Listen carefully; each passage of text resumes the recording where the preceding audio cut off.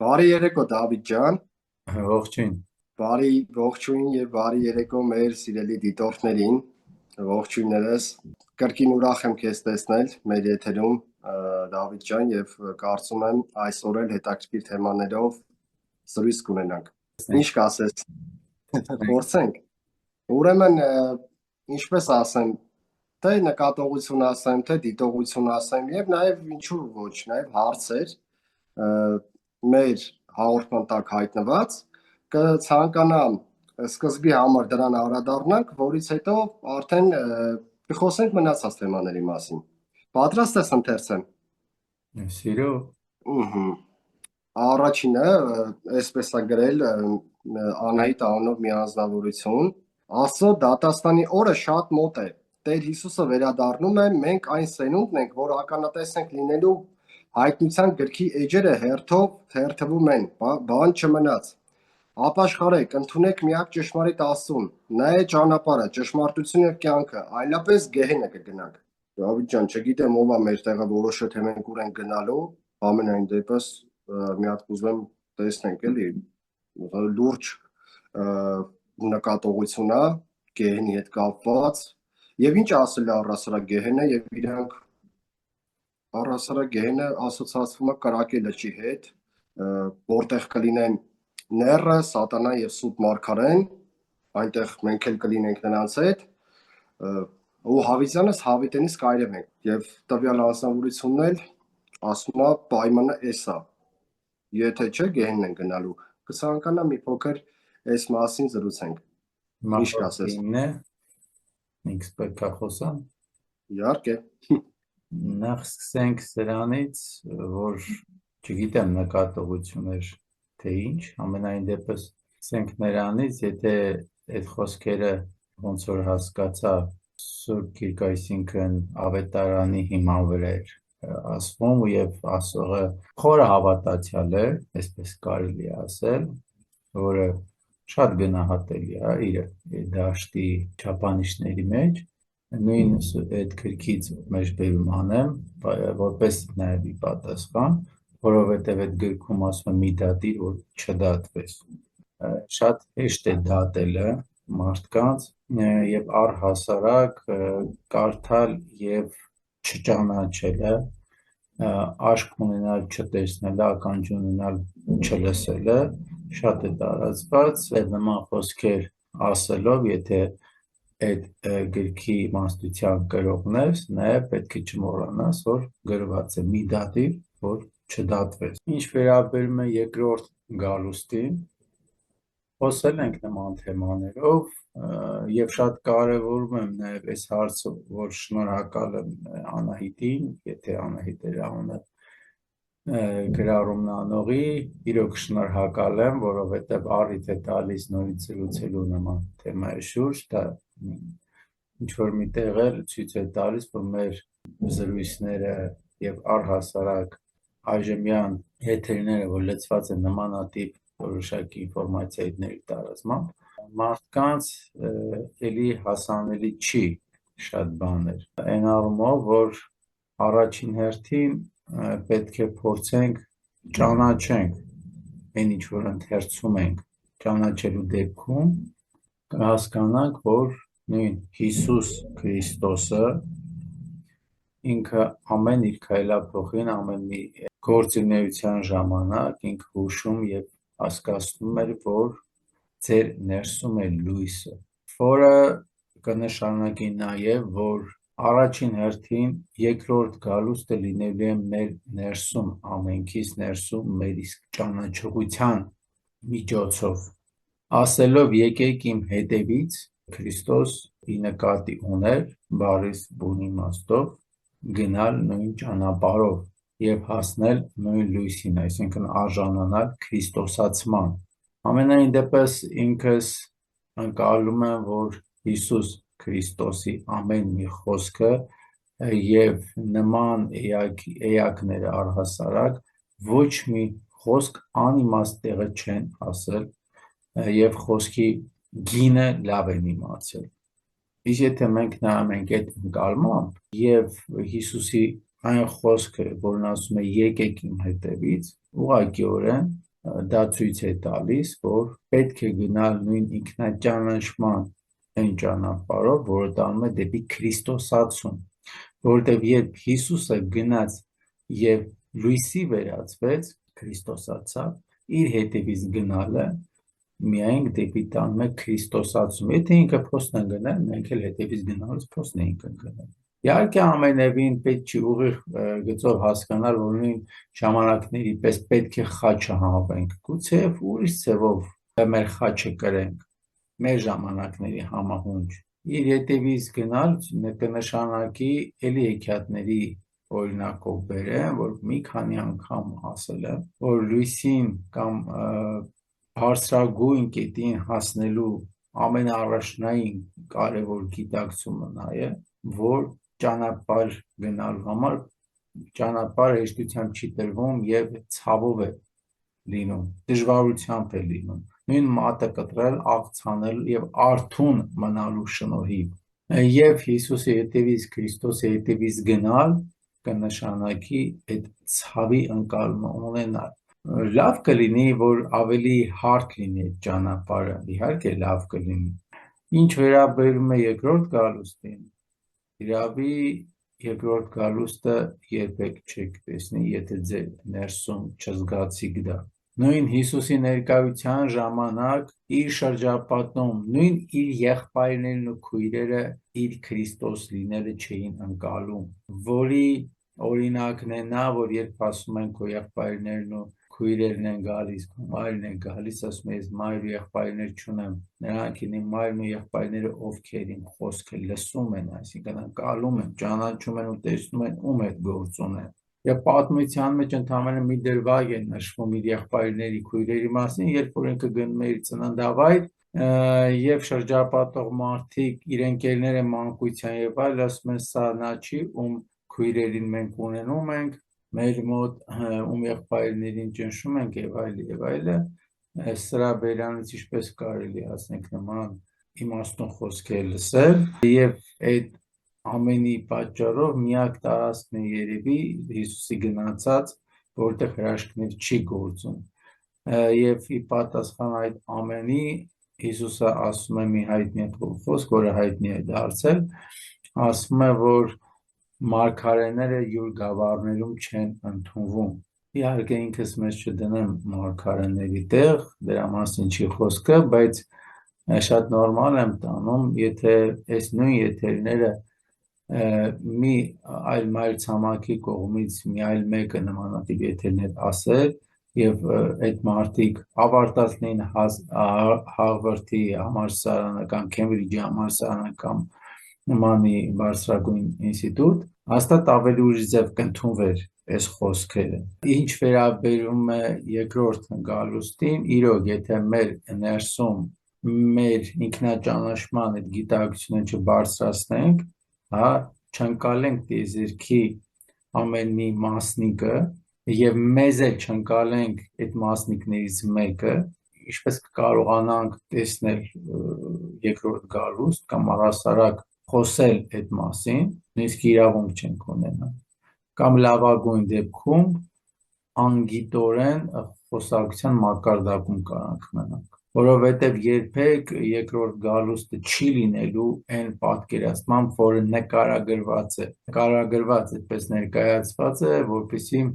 մարդկանց համար, ոչ կրագետ մարդկանց համար ավելի ընկալելի լիներ եւ մի փոքր վախերի մեջ պահելու գործիք էր դա, որ ավելի կազմավորվեց եւ խորացավ հենց միջնադարի ժամանակաշրջանում, նկարագրվեց աստվածային էակներ ամպերի վրա նստած ինչ-որ պապիկներ,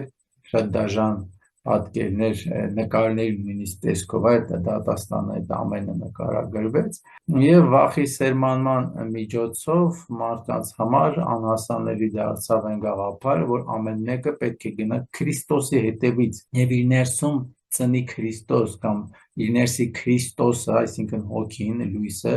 կարող է մեծացնել այնքան, որ ինքն էլ հասնի քրիստոսացման գաղափարին եւ մնաց մարդկանց մեջ անհասանելի մի միֆ, որ մենք պետք է հավերժ սպասենք, մինչև ամպերի վրա նստած մի էակ կգա, կասի ես եմ Քրիստոսը եւ վերջ։ Եթե մենք Քրիստոս գաղափարը որպես անհատի սահմանափակ, հա, անհատի կերպարով ենք տեսնում, նա առնվազն մեր ճանաչողությունն է սահմանափակում, որովհետև քրիստոսացում կամ Քրիստոս նշանակում է ոչ թե անհատ, այլ լուսավորյալ, լույս, հավերժական լույս, որը չունի սահմաններ, որը չունի մարմին։ Այդ ընկալումը գուցե մի քիչ բարդ կլինի շատերի համար, մի քիչ շատ ավելի որոշակի Անդրնելի է։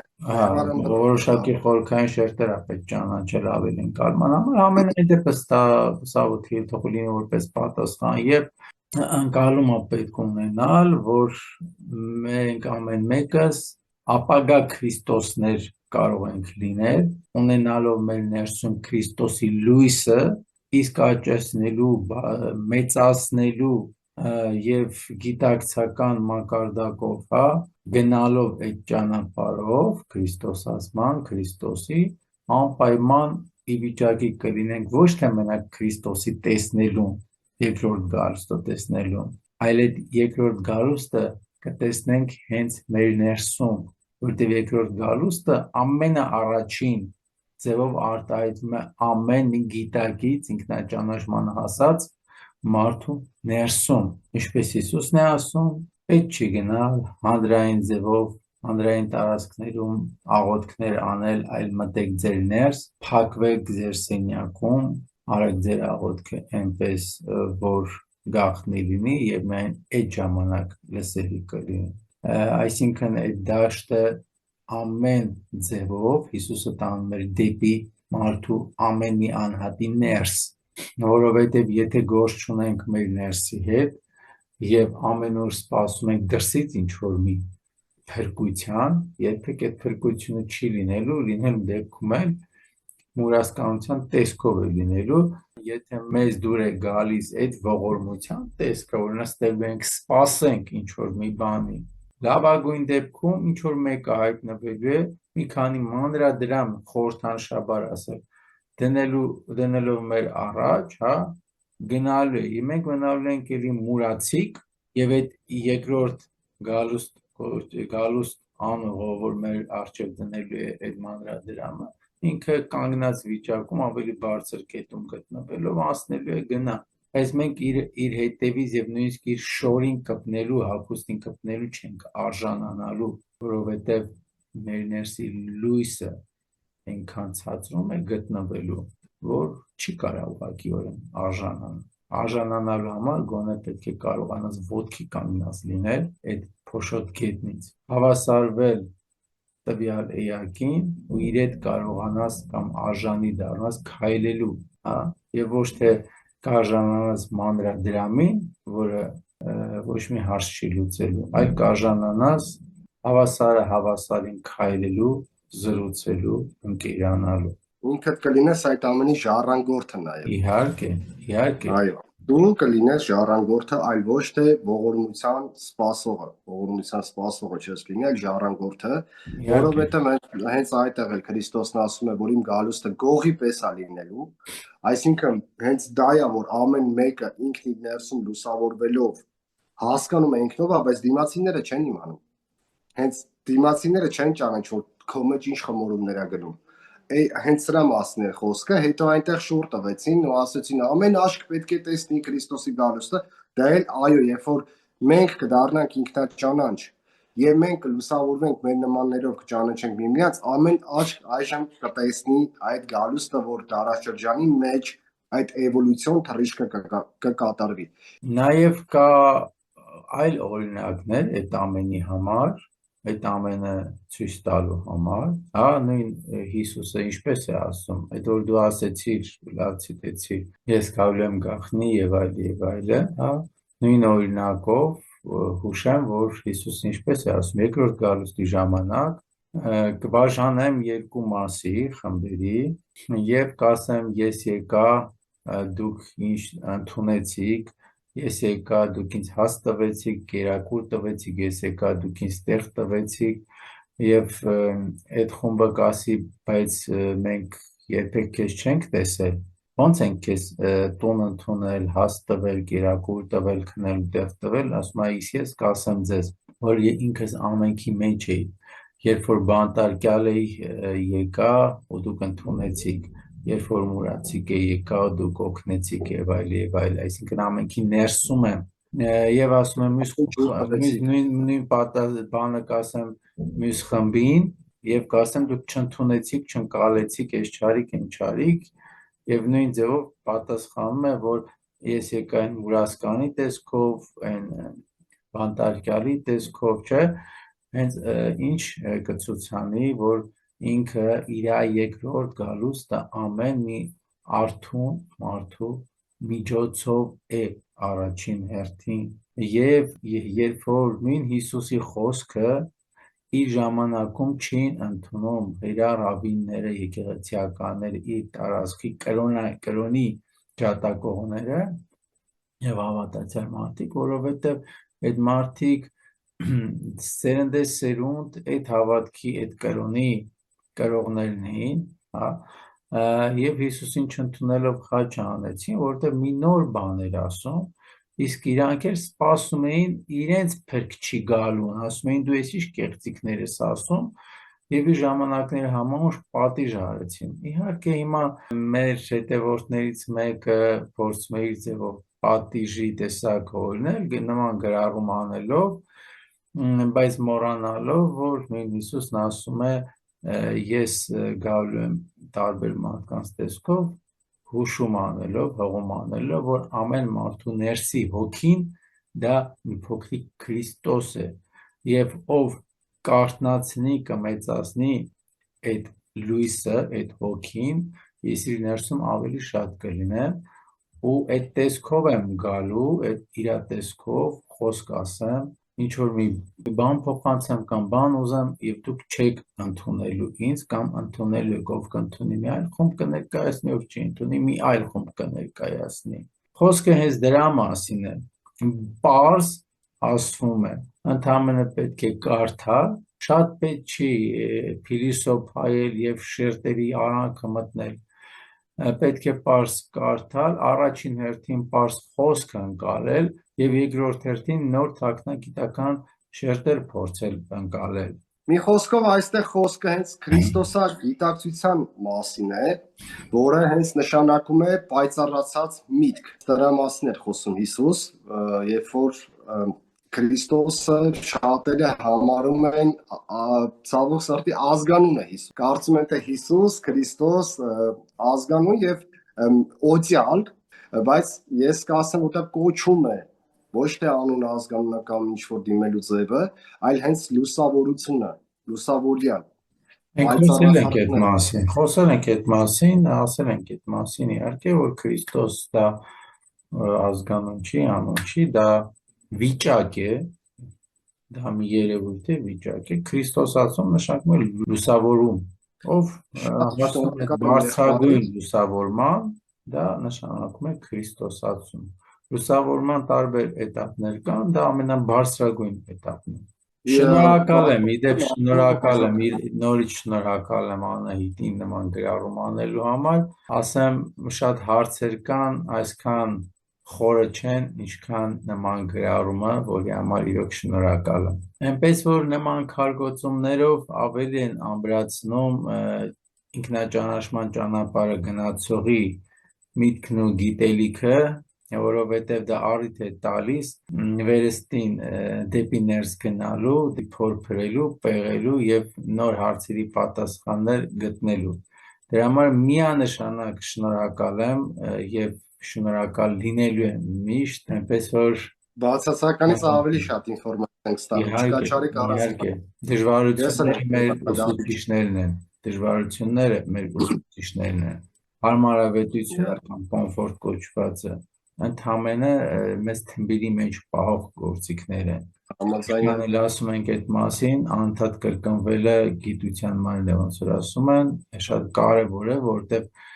շատ հետաքրքրական է, երբ մարդ լսում է այդ մասին, բայց շատ հեշտությամբ մոռանում է, երբ հարմարավետություն է իրեն առաջարկվում։ Հարմարավետությունը շատ կարճ ժամանակ հանգիստ վայելելու համար ընդհանրապես լավ գործիք, բայց ոչ մնալու այդ տեղում։ Եթե այդպես չլիներ, Հիսուսը այնքան լավ հարմարավետ կարեր ապրեր, բայց ինքը ընտրեց անապատի փորձությունները, ընտրեց այդ բոլոր դժվարությունները եւ ընտրեց խորհրդանշ հանդիսացած խաչելության process-ը, ցույց տալով, որ դերախտ երբեք չեն գնում առանց դժոխք մտնելու։ Շնորհակալ եմ եղբայր, շատ հետաքրքիր պատասխանեցիր հարցին եւ կան մարդիկ, ովքեր հարցնում են ինչպես կապվենք Դավիթի հետ եւ արդյոք նա խմբերի հետ աշխատում է, ինչ պայմաններ են, ինչպես միանալ։ Քեզ Դավիթ ջան, մի երկու բառով տեղեկացնենք մեր հարցակցողներին, որից հետո շարունակենք մեր զրույցը։ Սևակ ջան, ասեմ, որ սորական մահկանացու եմ, մի անգամ եթե ներում կոնտակտային համարը տվել եմ, նորից հիմա կտամ, այո, շատերը զանգում են, շատերին գուցե հետաքրքիր է, այո, գալիս են, զանգում են կամ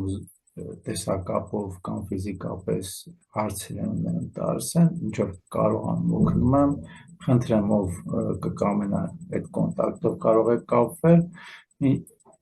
ինչ վերաբերում է խմբակային հանդիպումներ ունենալուն թե ոչ,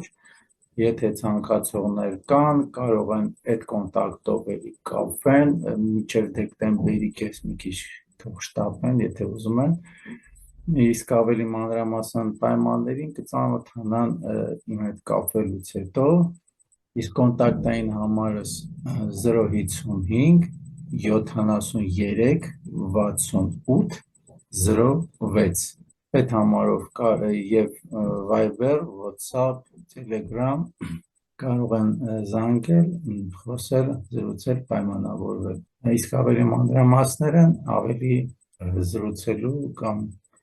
ինձ հետ կապվելու միջոցով կիմանան։ Այդպես։ Անչափ շնորհակալ եմ Դավիթ ջան, շնորհակալ եմ, որ հերթական անգամ նշեցիր կոնտակտային տվյալները եւ կարծում եմ հետաքրքրվողները շատ են եւ շնորհակալ եմ եւ հուսով եմ մենք բոլորս շնորհակալ կլինենք։ Դավիթ ջան, ուրեմն մի այսպիսի հարց կա, ասում են ինչի՞ց է որ երազները արդեն մենք չենք հիշում, ինչպես անել որ հիշել երազները կամել, հա, ոնց որ երազի հետ է կապված տվյալ հարցատուի հարցը, ինչն է պատճառը չհիշել երազները եւ ինչպես անել որ հիշել։ Երազները նախ սկսենք նրանից, որ բոլորն էլ երազ են տեսնում, բայց բոլորը չեն հիշում, որ իրանք երազ են տեսնում։ Աշխարհում գոյություն ունի որոշակի ստեղծված արհեստացին պայմաններ, հնարավորինս մարդուն ինքնագիտակցության հասնելու ճանապարհը չեղելու համար, որովհետև եթե բոլորը պատկերացրու ինքնաճանաչողության դաշտում լինեն, մարդկանց իշխել ուղղակի աննարին կլինի։ Դա ունի եւ լավ եւ վատ կողմերը։ Այն մարդիկ, ովքեր պետք է կամ անցնում են համապատասխան ճանապարհ, կգիտակցեն եւ ձևը կգտնեն, հա, այդ ինքնաճանաչման ճանապարհի համար։ Այդ բոլոր գործիքները նրա համար են եւ իրենց մեջ ներառում են որոշակի խնդիր առաջացնող ձևաչափեր, օրինակ, աշխատանքային ժամերի քանակը։ Պատահական չի, որ ամբողջ աշխարհում կարելի ասել 8 ժամի աշխատանքային ժամ է որոշված, որովհետեւ 8 ժամի աշխատանքի ժամանակ եւ 8 ժամ եւ գումարած, հա, այլ հավելյալ ժամեր հիմնականում լինում են ավելի ծանրաբեռնված, բայց 8 ժամյա խոսենք, 8 ժամյա աշխատանքը, որը 1 ժամյա միջումով արանքում լինում է, դա այն հիմնական միջինով հաշվարկած այն ժամանակահատվածն է, որի ընթացքում մարդու ներսում առավոտյան ստացած էներգիան 80%-ի չափով, եթե ոչ ավել, ծախսվում է եւ որ կամ 70%-ի չափով, ասեմ շատ դաժան չի, եւ մնացած 30 կամ 20%-ը մնում է այդ մարդը, որ կարողանա գոյատևի մարմինը ապրի։ Եվ եթե շատ էներգիա մնա մարդը ավելի շատ այդ էներգիան կուղղի ինքնաճանաչման։ Դրա համար մարդիկ դեռ օրը չավարտված միանգամից հոգնածություն են զգում։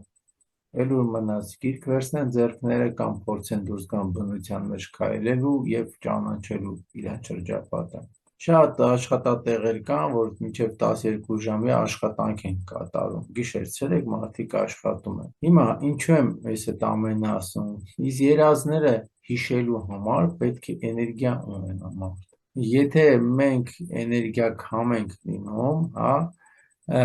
եւ միանգամից մտնենք խորը քնի մեջ, մեր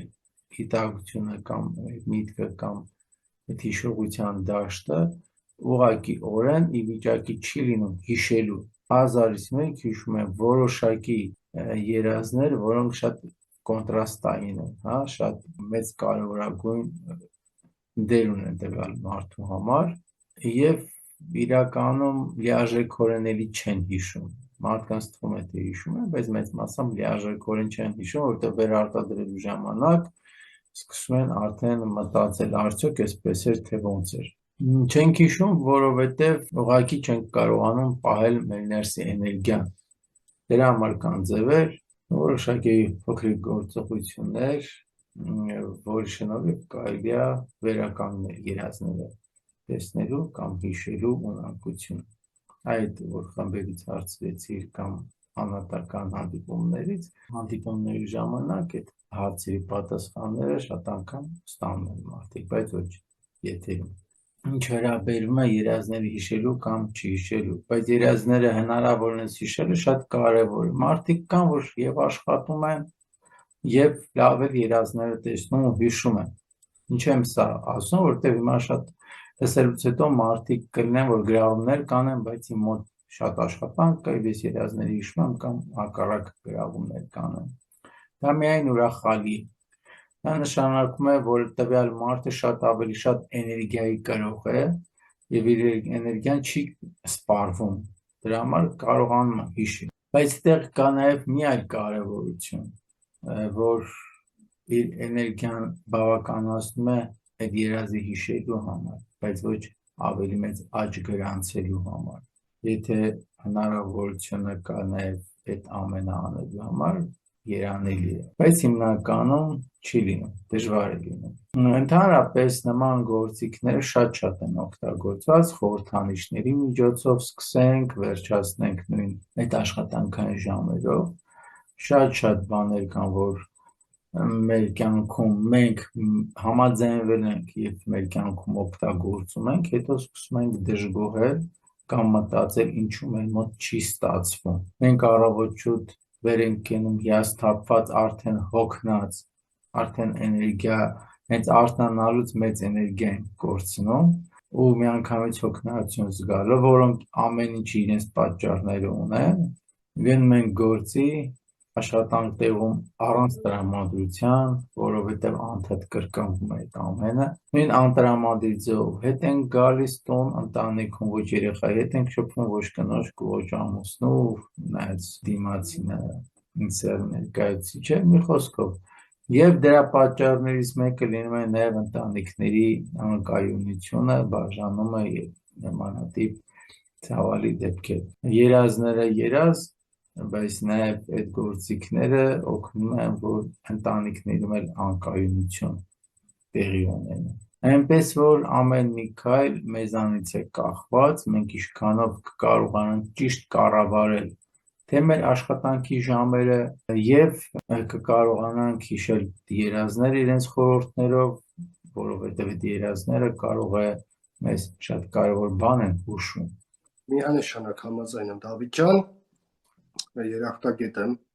հարցին պատասխանելու համար բովանդակալից եւ մի հատ էլ հետաքրքիր հարց կա, արդյոք կարելի է նշել Հելոուինը, հա, Հելոուինի համար են հարցրել, հայրը արդյոք պետք է նշեն Հելոուինը եւ ինչ տոն է եւ որքանով ճիշտ կլինի որ հայրը նշեն ու ճիշտ ու սխալի նորից եմ ասում, ինչպես դուք ասեիք հարցը չի, նու Հելոուինը ասում են թե իբր մեր մոտ ոնց որ տրնդեզն է, իրանց մոտ էլ Հելոուինն է, որ Անգլիայից է եկել, իրանք էլ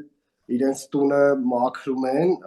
ոնց որ ասած ուբորկա, անում են նույնձև դդում են այդպես մաքրում եւ մեջը կրակ են վառում իբրև մաքրող խորհրդանիշ եւ դնում են դրան դեմը, որը խորհրդանիշում այդ մաքրությունը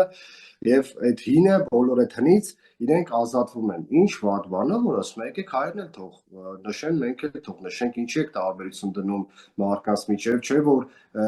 արարչի տեսանկյունից բոլորս մեկ ենք, բոլորս հավասար ենք, նույն մարդն ենք, մի ընտանիք ենք եւ այլն, ինչի չնշենք, հա։ Կուզեի մի փոքր էլ սրա մասին խոսենք, քո դիրքորոշումը ինչպիսին է այդ առիթով, Դավիթ ջան, Հելույնի հետ կապված։ Եթե ինձ ես հարցնում կամ ինձ է հարցուկված, ուղիղ պատասխանը դա մեր հետ կապ չունեցող ծիսակատարություն է, տոն է եւ չարժի նշել։ Ոչ նրա համար վատն է կամ լավ, դա մերը չի։ Ինչ վերաբերում է ինչու մերը չի կամ մերն ու մյուսին է, որն է, նույնն ի պատասխան են հարցին, որ բոլորս արարչական, հա, դաշտի ներկայացում, այո, բայց ամեն մարդ, ամեն ազգ, եթե արդեն ազգերի ենք բաժանված, տարբեր լեզուների կրող ենք, արդեն տեղի գոյություն ունի իմն ու քոնը եւ տարբեր տարածաշրջանների վրա ենք ապրում եւ ամեն տարածաշրջան ունի իր էներգիան, իր հովանավոր աստվածները, հրեշտակները, պահպան ուժերը եւ այլ, հա, որոնց համապատասխանել տվյալ ազգի մեջ շատ հնուց եկած, ակունքից եկած, հա, որոշակի ծիսակատարություններ, աստվածների կանչի, կոչի, ոգեշնչման process-ներ, հա,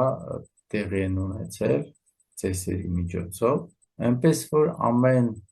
տարածաշրջան ունենալով Իրանը պետք է պահպանի Իրանը։ Հելոինը այդքան շատ հին ծես չի, ինչքան օրինակ նույն մեր ծեսերը, որը չարժի նախ Հելոինը խառնել տրնդեզի հետ, ընդհանրապես կապ չունի, տրնդեզի մասին շատ մանրամասն չեմ խոսելու, որովհետև այս ձևաչափի մեջ խոսելու բան չի, բայց դժբախտաբար ասեմ, որ նույնիսկ լսելով շատ հայագետների, շատ սիրուն ներկայացնում են նույն տրնդեզի ծեսը, ոնց որ փոխանցվել է մեզ մի քանի 100 տարի, բայց ակունքի մասին դեռ չեմ լսել, որ ինչ-որ մեկը ճանաչում է եւ խոսում է։ Դժբախտաբար եմ ասում, բայց տրնդեզի տոնը լրիվ սխալ ընկալումով է արվում, ինչ արած, ինչի չեմ խոսի, ասեմ, որովհետև կարիք չունեմ առաջին հերթին կոտրելու որոշ սովորություններ եւ դա մի քիչ շատ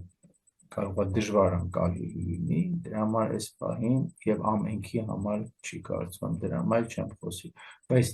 կապել տրնդեզի միջոցառումը կասեմ, հա, ծիսակատարությունը կամ Հելոինի հետ ընդհանրապես նման չեն, ընդհանրապես մոտ չեն։ Ինչ վերաբերում է դդումի, մենք ունենք դդմի կերակուր ղափ համակոչվածը, որը գուցե տրնդեզի օրը էփել են որպես ծիսական կերակուր, եթե փորձում են կապեն այդ Հելոինի դդումը մեր ղափ համայի հետ, կարող են կապել այնքանով, որքանով երկուսն էլ դդում են, բայց տարբեր process-ներ են, նույն Հելոինի դդմի վրա կերպարա փորագրվում, որը այդքան էլ լուսավոր կերպար չի, ինչքան էլ իր ներսում լույս է պարունակում, լույս են չէ, ճրագ են վառում, համենայն դեպս Հելոինի ծիսակատարություն կլինի, տոնակատարություն կլինի, թե ինչ, ինքն իր հիմքում ընկած է որոշակի բացասական ուժերի կամ քշելու կամ այդ ուժերից պաշտպանվելու հետ կապված տոնակատարություն է, որի պատճառով իբրև մարդիկ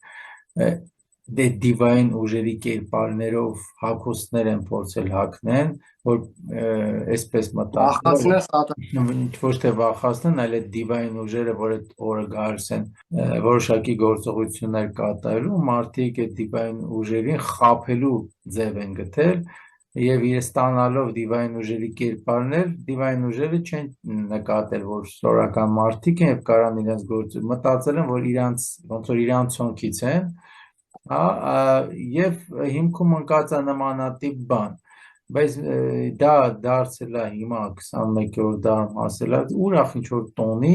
ուրախ իր մեջ սարսափ պարունակող, ասեմ ամեն տարի երևի Հելոյինի ժամանակ տասնյակ մարդիկ են մահանում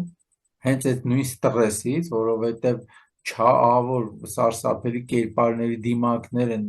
մարդիկ կարում, հագնում, ինչ որ վախ են ներշնչում դիմացինին, որի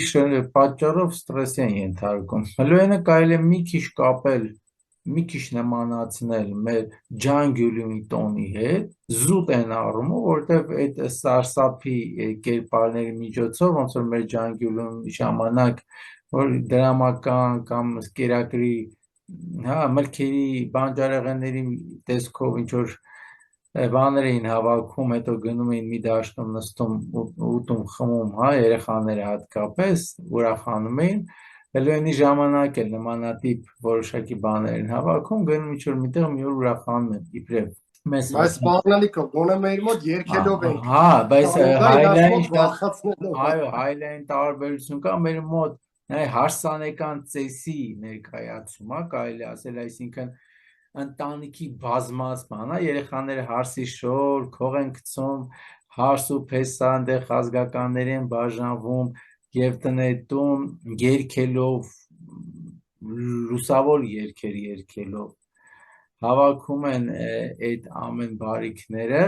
որ հետո կվայելեն եւ դա նաեւ դասիրակչական բան ունի, որ փոքր ժամանակվանից աղջիկը զգում է, որ ինքը պետք է կին դառնա, ոնց որ փոքրիկ միջոցառում է, բեմադրություն է ապագայի համար, իսկ տղան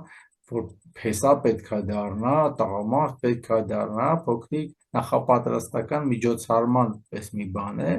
իր ավելի խորքային իմաստներով, իսկ Հելոյինը սարսափ, չեմ ասում, այդ սարսափի կամ սխալ քայլերի միջոցով հրդեհներ է լինում, եսի ինչերը տեղի ունենում եւ մարդիկ առնվազն ստրեսի, իսկ ստրեսը շատ հիվանդությունների հիմքում անկած։ Ուզում եք Հելոյին արեք, բայց ձեր ընտանիքում արեք, որ դրսում ոչ մեկին վնաս չտաք, բայց դա մերը չի։ Ավելի Ոչ ճիշտ էներգիաների ակտիվացման ավելի զարմանում եմ հարց բարձրացնողի վրա, խնդրում եմ վիրավորանք անկած չընկալեք, բայց կարելի է փոխարենը հարց տալ, օրինակ ինչպես կարելի է մեր ծեսերից անել կամ ում կարելի է դիմել մեր ծեսերի մասին իմանալ, հա, օրինակ Հասմիկ Բաղրամյանը հրաշալի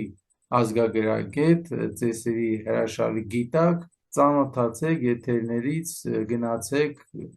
ֆիզիկապես ծանոթացեք, ներկա եղեք, հրաշալի ձևով ծեսերը անում են շատ-շատերը կան մեր ծեսերը հիմա փորձում են վերածնունդ բերեն ապրեցնեն, բայց դրա կողքին օտարամուտ Հելոյին կամ ուրիշ տոնակատարություններ ենք մտցնում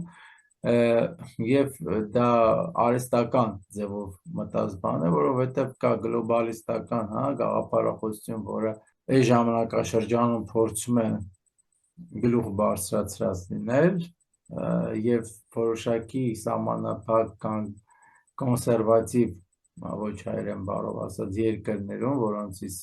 ներկայացուցիչներից մեկը նաեւ մենք ենք, այն երկրները դա վատ բան չի, ինչ որ միտեղ էլ կոնսերվատիվ առումով, որտեղ այն երկրների մասին է խոսքը, որոնք իրենց ծեսերի, իրենց սովորությունների շնորհիվ են գնացել միշտ առաջ եւ չեն ձուլվել ընդհանրությանը, պահել են իրենց տեսակը, դրա պատճառով փակ են մնացել միշտ, այսինքն նույն Բաբելոնի աշտարակի գաղափար, հա, Բաբելոնի աշտարակը կառուցելու շնորհիվ փակվել են ներսում, որ չձուլվեն եւ իրենց անունը պահեն, ոնց որ Բաբելոնի աշտարակը եւ գլոբալիստական գաղափարախոսությունը ուզում է խառնելով լեզուները, այսինքն մարդկանց բաժանելով, խառնելով ծիսակատարությունները, այնպես անի, որպեսզի այդ ներսում գտնվածները արդեն իրար չճանաչեն, մեկը հարստական հասի Հելոյինը լավ տոնա, մյուսը ասի լավը չի եւ նույնիսկ բախում կստեղծվի։ Եթե մենք մերը չպահպանենք, մեր տեսակ ուղղակի կկորի, կձուլվի։ Իշքանով ենք մենք համամիտ ձուլվելու, ընդհանրությանը կորցնելու հայ տեսակը կամ մեր լեզուն կամ սովորույթները։ Սովորույթները միայն նույն լեզվի եւ մշակույթի պահպանության հիմքում են ընկած, հա, եւ տեսակն է ազգի տեսակի արմատներն են այդ ամենը, դարմատները կտրեցինք, ուղղակի կկորի այդ ազգը։ Օտար տոները ընդհանրապես կարելի է տոնել ըստ իս տվյալ տարածաշրջանում, եթե ուզում եք գնացեք տոնեք, կամ էլ տոնեք ձեր ընտանիքներում, եթե իմ կարծիքն եք հարցնում, եւ թող հանրային դաշտ չմտնի, չխառնենք ամեն ինչ իրար, որովհետեւ խառնելու միջոցով եւ մաքուր ջրին խառնում ես մի ցանկացած բան, ինքը կորցնում է իր ջուր լինելու ֆունկցիան, կարող է վերածվի հյութի, կարող է վերածվի այլ բանի, բայց ինքը էլ ջուր չի։ Եկեք մեր հայկական մաքուր ջուրը պահենք որպես այդպիսին։ Եթե չենք ճանաչում, ճանաչենք։ Մենք այնքան տոնակատարություններ ունենք, որ այդքանը, եթե կարողանանք ճանաչել, մի քանի կյանք է հարկավոր։ Էլուր մնաց ուրախանալ ենք ուզում, ուրախ տոները շատ ունենք, կարելի է ճանաչել։ Մեր ամեն մի ծիսակատարությունն ու ամեն մի տոնն է շատ ուրախ։ Դա այդպես եւ հիշեցի նաեւ այս թեմայի հետ միասին ուզում եմ խոսել մի փոքրիկ նաեւ այն հարցի շուրջ, որ երկու հանդիպում առաջ շատ էին հարցեր գրել նույն հեշտակների հետ կապված, մի փոքրիկ խոսեցինք, բայց ոնց հասկացա շատերն էր հենց այդ հանդիպման ժամանակ այդ հարցերը ուզել։ Մի կարճ, մի քանի նախադասությամբ էլի հեշտակներին անդրադառնամ, ինչի համար Հելոյինից հետո մի անգամից, որովհետև թե այդ բացասական դիվային ուժերը նրանք էլ հրեշտակների տեսակներ են, էլի որոշակի աստվածային էակներ են, իրանց դերի մեջ, իրանց գործունեության մեջ։ Դրա համար հիշեցի հեշտակ գաղափարի մասին, երբ հարցադրումներ կար, եւ հարցերը հիմնական նրան էին ուղղված, որ մարդիկ հարցնում էին, արդյոք հրեշտակներ կան, գոյություն ունեն, թե իրանք հորինված են եւ այլն, մենք մի փոքր փորձեցինք անդրադառնալ եւ ցանկություն ունեցա ավելի դիպուկ ներկայացնել հրեշտակների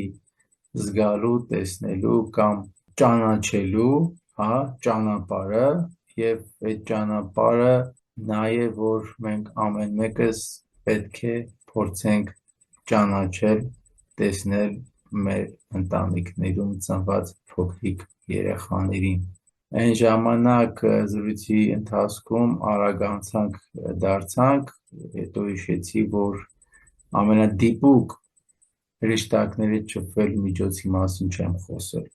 Իսկ հրեշտակներին տեսնել, ֆիզիկապես տեսնել, կարելի է միայն իրոք գիտակցաբար ընկալել այդ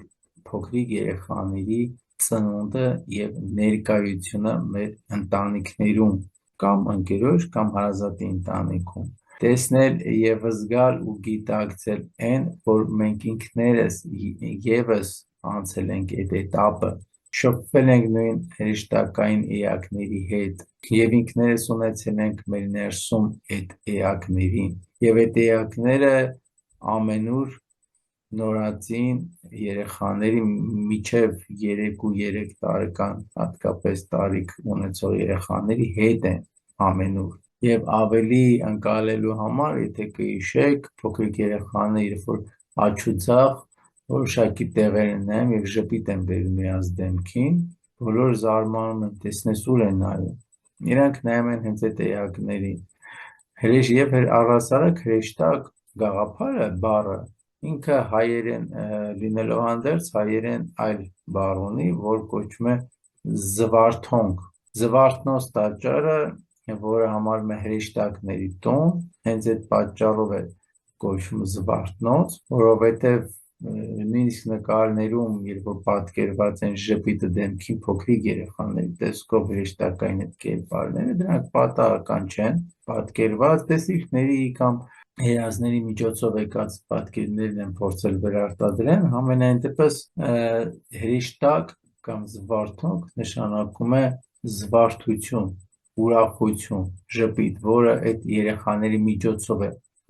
կամ մենք որ փոքրիկ ենք եղել մեր միջոցով է հաղորդվել է ներկա մարդկանց ամենաառաջնային հրեշտակային կամ այդ աստվածային ուժերի ներկայությունը հենց նորածինների միջոցով է լինում, ընդունեք իրանց, ոնց որ Հիսուսի խոսքը հիշեցնեմ, Հիսուսը ասում է երանի կլինեն նրանք, ովքեր կընդունեն երեխաներին եւ կնմանվեն երեխաների պես կլինեն, այսինքն ինչ ասել կուզի, որ երեխայի պես գիտակից տարիքում, բայց երեխայի պես այդ զվարթությունը ձեր ներսում կլինի, դա որպես գործիք ասեցի, որը փոխանցվում է հենց երեխաների միջոցով, ընդհանրապես վարակվել երեխաներից եւ հետ վերադառնալ դեպի որոշակի առումով մանկության այդ երանելի վիճակները, բայց արդեն գիտակցաբար, որովհետև ինչպես դրախտին հասնում են դժոխքի միջոցով, մենք դրախտին ծնվում ենք, հետո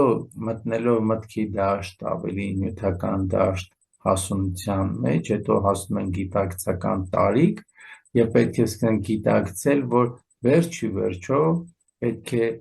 այս ամեն հարցերը լուծելուց հետո վերադառնալ այն նույն ազնիվ մաքուր շրջանը, որը մեզ անդադ փոխանցում են երեխաները, այդ հրեշտակներն ու հրեշտակային էակները։ Սա էլ հրեշտակների մասով, իրոք հրեշտակները մեզ ամենաառաջին հերթին երևում են նորածին այդ փոքրիկ ժամանակ եւ մենք նաեւ տեսնում ենք իրանց ներկայությունը մեր փոքրիկ երեխաների միջոցով, որոնցից կարելի է ուղղակի սովորել։ Եթե ուզում եք տեսնել հրեշտակներ, նայեք ձեր փոքրիկներին։ Այո, հենց երեխան հենց ինքը իրանով հենց այդ զվարթությունն, այդ ուրախությունն, այդ բերկրանքն է, հենց այդ լույսն է, որ վերում է եւ հենց Արարիչը նրանց միջոցով մեզ հաղորդակից է դարձնում այդ էակների հետ։ Իսկ ինչ վերաբերում է Հելույնին եւ այստեղ մի կարևոր փաստ եւս գիտությունը բարձել է, որ նույնիսկ այն մրգերը, որոնք այստեղ չեն աճում եւ աճում են օտար երկրներում, ուտելով այստեղի գտնվող բնակիչը նրա վրա կարող է եւ լավ շահանադառնալ, որտեղ նրա օրգանիզմը ծանոթ չի եւ չի ընդունում տվյալ մրգի տեսակը եւ ամեն օրգանիզմ սովորա իր երկրի ռելիեֆին, հողին ու ջրի տված բերքին ու բարիքին եւ պատահական չի, որ շատ բաներ այնտեղ այստեղ չեն աճում, շատ բաներ այստեղից որ տանենք այնտեղ չեն աճելու եւ չեն տալու այդ արդյունքը։ Ուղղակի կան մարդիկ ասում են, դե ոնց մտածես, տես կաշխատի, քվանտային իրականություն է, մտքի ուժով կարաս սենց անես, կարաս սենց անես։ Ոչ, եկեք Արարչից դուրս արարչություններ ինքնագլուխ չանենք, ուղղակի մարդկանց մի որոշ մաս արդեն այդ իրականությունն է, դե քանի որ մտքի ուժով ոնց ուզես, ոնց համոզված լինես այդպես կաշխատի, դու այո, որոշակի էներգիաներով կարող ես աշխատել եւ ընդունել եւ վանել իրանց, բայց ամեն ինչ վերցնել եւ շուռը մուռ տալու ասել դե ես ոնց ուզեմ, դե խնդիր չկա, արեք, բայց եկեք այնպես անենք, որ իլյուզիաների մեջ չհայտնվենք, որտեղ իլյուզիան էլ քեզ համար ռեալություն, կեղծ ռեալություն ստեղծում է, ինչպես 3D ակնոցները, հա, կամ 7D ակնոցները, որ դնում ես, քեզ թվում է դու այդ իրականության մեջ ես, այնտեղի գործողությունների, բայց երբ որ հանում ես ու տեսնում ես դու այնտեղ չէիր, ուղղակի դու քեզ հիպնոսելով տարել ես այնտեղ, որը քո իրականությունը չի։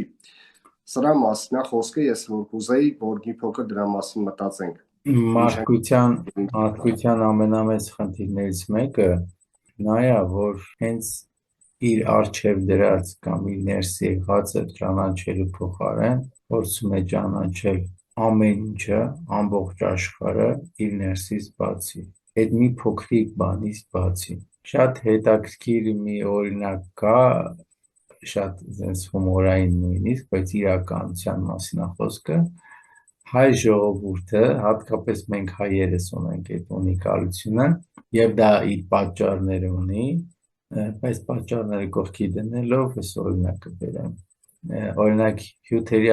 բնական, այսպես ասած, հյութերի արտադրության մեջ ամբողջ աշխարհում վաճառվում է ամենաշատը խնձորի հյութը, օրինակ հայկական, հա, հյութերից օրինակ բերեմ նռան հյութը կամ մասուրի հյութը, կոնկրետ բաներ, իսկ մենք հայերով հիմնականում առնում ենք այն հյութերը, որոնց մեջ տարբեր համեր կան, մուլտի են կոչվում, չէ՞, իրանք տարբեր մրգերի համերով, այսինքն ամեն ինչ մի անգամից ու մի տեղում։ Մենք նույն աշխարհաճանաչողության դաշտում ենք այդպես, մեր ներսի թողած այդ միակ գանձը ճանաչելով, որի շուրջը ամբողջ է հյուսված, մենք դրսում ամեն ինչը ուզում ենք վերցնենք միանգամից ու նույն տեղում ունենանք այդ ամեն ինչը։ Դա ուղղակի խառնաշփոթի է բերում։ Միտքը իհարկե միտքը մեծ գործիք է, այնքան մեծ, որ ինքը կարողանում է կառավարի մարմինը, կառավարի նյութական աշխարհը ամեն մեկի շրջապատող եւ այնքան մեծ ուժ ունի, որ գիտակցությանը փորձում է բարի թմբիրի մեջ։ Մենք գործում ենք շատ մեծ ուժի հետ։ Իհարկե ինքը շատ հզոր բան է, եթե կարող ես տիրել մտքին, դու շատ բան կփոխես քո կյանքում, բայց պետք է առաջին հերթին ճանաչել ինչա միտքը, ինչի համար ես դու ուզում դա անես,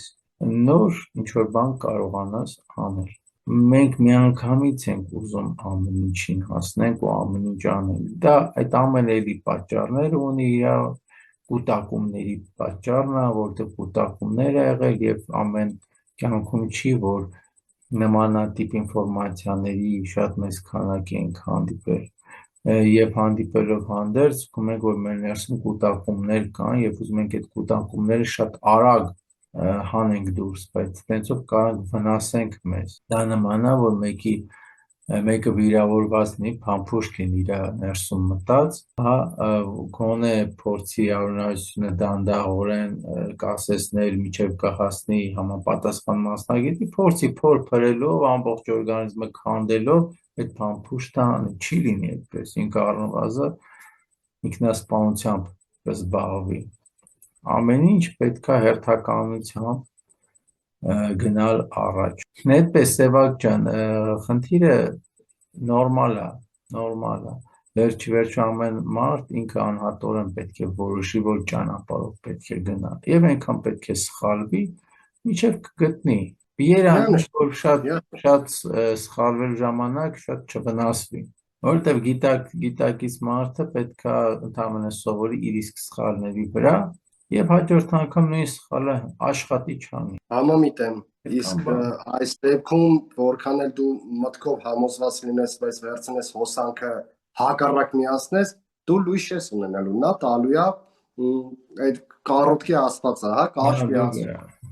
Միևնույնն է, ինչքան ուզում ես ասել, իմ համոզմունքը, դե թաց դեռերով գնա երրաֆաս հոսանքից բռնենք։ Դե հիմա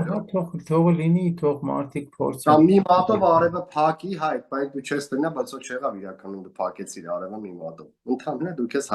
հայտնաբերեցիր իլյուզիայի մեջ, կեղծիքի դաշտ գցեցիր, որը վնասելու է քեզ։ Քրիստոնյաներին թվում է, քրիստոնյաները գնում են քրիստոնեության ճանապարհով, մուսուլմանները գնում են Մուհամեդի ճանապարհով, բուդդիստները Բուդդայի ցույց տված ուղղությամբ, Կրիշնայիստները Կրիշնայի, բայց բոլորի հիմքում է ճանաչողությունն է անկած։ Ինչքան էլ որ իրար միս են ուտում շատ անգամ։ Եթե գիտակցեն կհասկանան, որ բոլորը հիմնականում կրոնական դաշտում, եթե նայենք, բոլորը այն կույրերի առակի կույրերի դերում են հայտնված, որ մեկը փղի փոշն շոշափում, մեկը ոտը, մեկը կնճիթը, ամեն մեկը իրենց կարծիքն են հայտնում, բայց Երանի նրան, որ կտեսնի կողքից ու կհասկանա, որ այդ բոլորը շոշափում են մի փղի մարմին եւ իրանց ասած պատկերացած գերանը կամ պարանը, որը ոչ շոշափելուց են զգում, կամ կնճիթը կամ մի այլ հատված, այդ բոլորը պատկանում է մի մարմնի, մի փղի, այսինքն մի տիեզերքի։ Ընդհանրապես պետք է փորձել տեսնող լինել, կույրից վերածվել տեսնողի։ Շնորհակալ եմ Դավիթ ջան, այո, երբեք քո համոզմունքներով եւ հավատալիքներով չես կարող արևի ունը փոխել։ Արև այստեղից է դուրս գալիս, այնտեղ է մայն մտնում, չի կարա լինի հակառակ այստեղից են այնտեղ մտնի, ինչքան էլ դու ասես,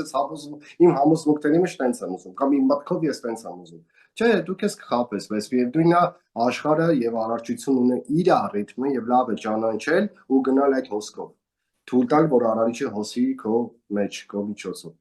Շնորհակալ եմ շատ բովանդակային գեղեցիկ այս